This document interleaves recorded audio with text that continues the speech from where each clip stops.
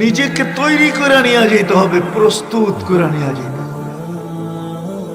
সত্য এটাই, চলে যাবো এখান থেকে, কেউ থাকবে না। যিনি থাকার উনি যখন থাকেন না, কারো কাছে মালাকুল মউত অনুমতি নিয়ে আসে না, আসবে না, শুধু একজন মুহাম্মদুর রাসূলুল্লাহ সাল্লাল্লাহু আলাইহি ওয়াসাল্লামের কাছে মালাকুল মউত যখন আসছেন, তো আল্লাহ বলছে বন্ধুর কাছে অনুমতি নিয়ে ঢুকবে, অনুমতি দিলে ঢুকবে, নাইলে ফিরে আসবে। বন্ধু আমার, খবরদার অনুমতি ছাড়া যায় দরজায় ঢুকা যাবে না। আমাদের কারো কাছে অনুমতি নিয়ে আসবে না, ওনার কাছে অনুমতি নিয়ে গেছে। তারপরও বলছে শোনো, ঢুকার অনুমতি দিলেই কিন্তু হাত রাইখা দিবা না, আবার অনুমতি নিবা, রাখবা কি রাখবা না। বন্ধু যদি হ্যাঁ বলে তো রাইখো, যদি না বলে তো চলে আসো না। বন্ধু আমার, কার বন্ধু? হ্যাঁ, কার বন্ধু?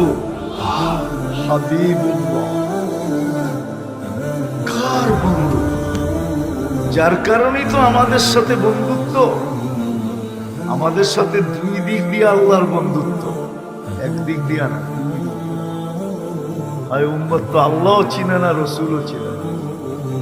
আল্লাহ যদি চিনত, হুজুররা বলেন আযান নামাজের জন্য ডাকে, আমি বলি নামাজের জন্য। আমার মন বলে একমত হবে কি হবে না জানি না।